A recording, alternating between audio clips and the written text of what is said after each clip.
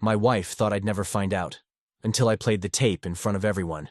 I didn't even mean to cry in front of them. But when I did, and they laughed, I knew I couldn't walk away quietly. So I played the security footage for everyone, and watched their smiles die. My name is Kevin, I'm 34, and I've always been the quiet one in the group. The guy who listens more than he speaks, who doesn't raise his voice unless absolutely necessary. I work in IT security for a logistics firm and spend most of my time behind screens, monitoring systems, setting up networks, and solving digital problems. I prefer logic over drama, structure over chaos. Maybe that's why I didn't see the mess brewing right under my nose. I met Julia 6 years ago at a birthday party hosted by a mutual friend. She was the opposite of me in every way. Vibrant, extroverted, magnetic. She could walk into a room full of strangers and leave with everyone knowing her name. I found that kind of energy exhausting, but with her, it felt warm, not overwhelming. We started dating shortly after and got married 2 years later. She was a nurse, working night shifts at a local hospital, and I respected how hard she worked for others. That admiration turned into trust. Complete, blind trust. We had a comfortable life, no kids yet, but we talked about it. A house in the suburbs, 2 cars, a dog named Cooper, and a group of close friends who rotated dinner parties and weekend hangouts. One couple in particular, Madison and Ryan, were practically extensions of our home. Madison was Julia's best friend since college, and Ryan was her husband. He and I weren't best friends, but we were good enough. He liked football, I liked video games, but we bonded over a mutual need to stay sane while our wives turned every gathering into a chaotic social event. I'm not the jealous type, never have been. I believe if you need to snoop through your partner's phone or question their every move, the relationship is already broken. So I never checked on Julia. Never doubted her when she said she was picking up extra shifts or grabbing drinks after work. When she came home tired and went straight to bed, I thought, she's just exhausted. But somewhere along the way, little things began to feel off. Julia's phone, once freely lying around, was now always face down. She started using headphones for calls. Her texts became quicker, shorter, colder, and she began laughing at things I didn't understand. Inside jokes that didn't include me. Still, I didn't push. I gave her space. I trusted the woman I married. My home has cameras. Not because I expected betrayal, but because I work in cybersecurity and believe in preparation. Every room except the bedrooms and bathrooms had small, discreet security cams, mostly for break-ins or emergencies. Julia knew about them. She even teased me for being paranoid. But paranoia has nothing to do with it. What it really comes down to is I trusted her with everything. And when the foundation of that trust cracked, I didn't scream. I didn't throw things. I just did what I do best. I watched. I listened. I documented. And when the time was right, I let the truth reveal itself. It started with a laugh, a small, sharp laugh that didn't belong to me. We were hosting a game night at our place. Julia had planned it, a Friday evening with wine, snacks, music, and our usual group, Madison and Ryan, plus 2 other couples from Julia's hospital. I played along like always, smiled when I needed to, poured drinks, made my usual quiet, sarcastic comments that Julia used to find charming. But that night, something was different. She was louder than usual. Drunker, too. And it wasn't just the wine. She leaned on Ryan a little too comfortably, laughed at everything he said like he was the funniest man alive. Madison kept shooting glances my way. Smirks, like she knew. A secret I didn't. I let it go. Until I walked into the hallway to grab more drinks from the garage fridge, and heard Madison's voice behind me. Does he really not know? He's clueless. You're amazing at this. Then Julia's voice. I told you. He doesn't question anything. He's too trusting. Laughter. I didn't move. I just stood there, holding a 6-pack in my hand, listening to my wife and her best friend joke about me like I was a gullible idiot. The kind of man people laugh at in group chats. I didn't confront her, not yet. That night, after everyone left, I said I was going to bed early. Instead, I sat at my desk in my office, opened the security cam footage, and started watching. The hallway camera caught the conversation exactly as I'd heard it. Madison whispering, Julia smirking. My name never came up directly, but the implication was clear. They were hiding something, and I was the punchline. I felt sick, but I kept watching. I went back a few days in the timeline. One of Julia's supposed night shifts caught my eye. Tuesday, 10:43 p.m. Motion detected on the front door. Julia opened it and let Ryan in. He walked in quickly, head down, wearing a hoodie. She closed the door behind him, and they disappeared. Into the living room. The next motion trigger was from the living room cam. I watched my wife kiss Ryan. It was deliberate, not heat of the moment. They'd done this before. She climbed onto his lap, unbuttoning her shirt. He pulled her close. They didn't even bother going upstairs. They used the couch. The one we picked out together. The one we hosted Thanksgiving dinner on. The one where she once curled up beside me after a 12-hour shift and told me I was her safe place. I watched it all. Not because I'm a masochist, but because I needed to see it. Every second. I needed to bury whatever fantasy I still had about her being a good person who made a bad choice. I backed up the footage to an encrypted folder on an external drive. Then I saved it to the cloud under an innocuous label. Vacation Photos, 2023. I didn't cry that night. I didn't scream. I just sat there in my dimly lit office, staring at the paused frame of my wife wrapped around my so-called friend, thinking, they're not even sorry. They think I'm too stupid to notice. That's when it stopped being about heartbreak and started becoming about clarity. Because the moment she laughed at my pain, she gave me permission to stop pretending. I didn't say anything the next morning. Julia was hungover, groggy, and scrolling through her phone at the kitchen table like nothing had happened. She asked if I could walk Cooper before work.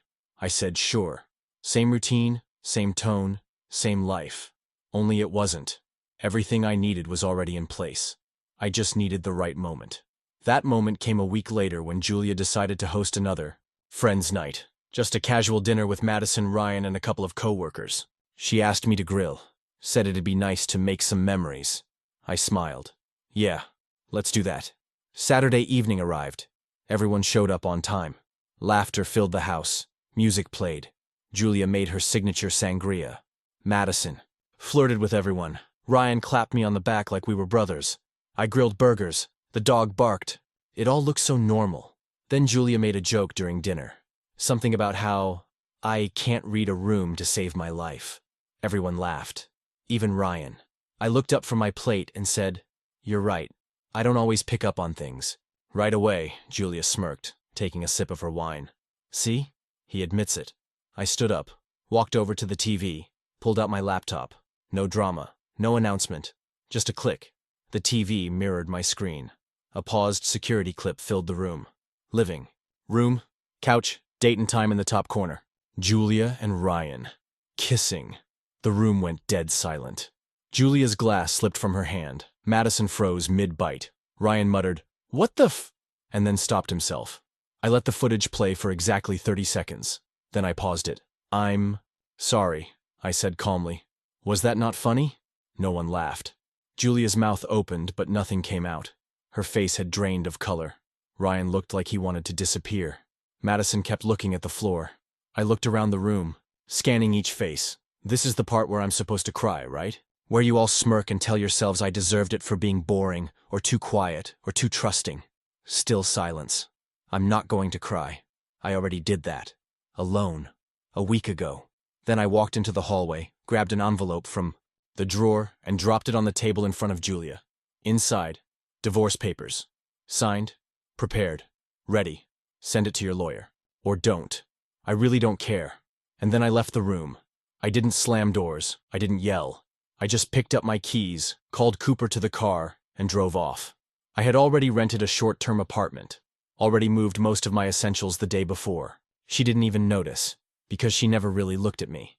Not the way I looked at her. The fallout started before I even got to my new apartment. Julia blew up my phone. First it was missed calls, 12 in a row.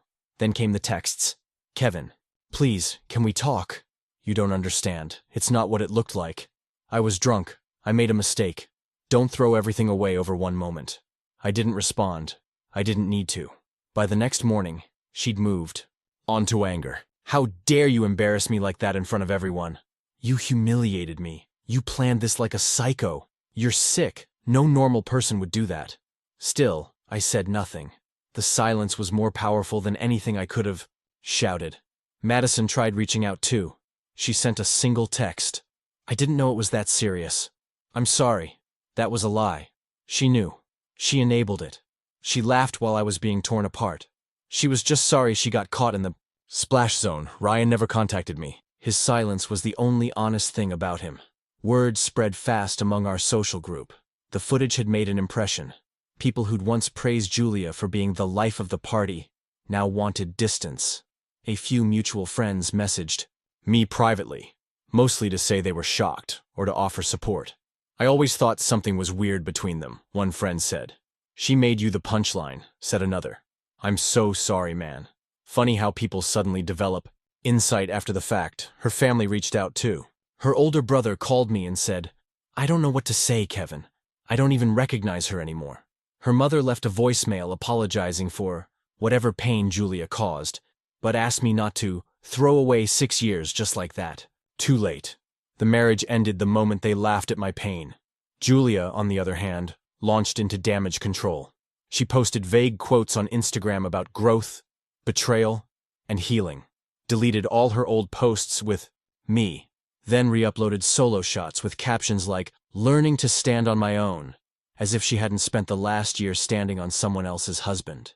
She told some people I was cold and emotionally unavailable, that I plotted to hurt her out of spite. She didn't mention the cheating. She didn't mention the footage because she couldn't. You can only spin a story so far when the truth is on camera. Meanwhile, I focused on untangling my life from hers. I closed joint accounts, moved my name off the house title, and blocked every number that didn't matter. The legal side was clean and fast. No kids, no shared debt. I made it easy for her. That was my last gift. Letting her walk away, with nothing but her guilt. It's been 6 months since that night. I live in a smaller place now. Minimalist, clean, quiet. No more shared closets, no pastel throw pillows, no framed quotes about love and laughter on the walls. Just peace and silence. The kind that doesn't feel heavy anymore. People think betrayal breaks you all at once, but it doesn't. It's a slow erosion. You lose small parts of yourself while pretending everything's fine. You lower your voice. You stop asking questions. You ignore your instincts to preserve someone else's image. And then one day, you stop ignoring. You realize your silence has only protected their lies, not your dignity. I still have the footage. I haven't watched it again. Don't need to. It's not about reliving the pain. It's about knowing I trusted my gut when it mattered.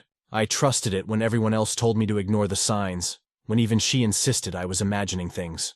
Turns out, I wasn't. Turns out, I was the only one paying attention. A few people still ask me if I regret how I exposed her. If I think I should have done it differently, maybe privately, maybe more maturely. My answer is simple.